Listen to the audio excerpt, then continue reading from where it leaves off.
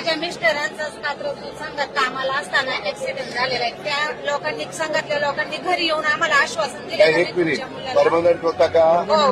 काय शिकलाय हा? ग्रॅज्युएशन झाले. बर. आणि मिस्टर काय करत होते? वाटप विभागात कामाला होते.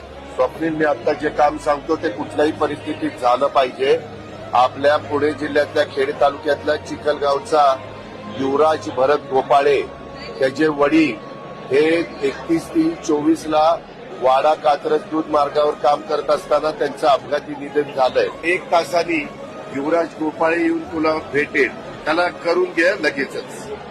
ओके, मी तुला नोकरी आज देतो. रख रख त्या रानातून थोडं पुढे जाऊ गड्या, पाऊल थकलं नाही गड्या, पाऊल थकलं नाही.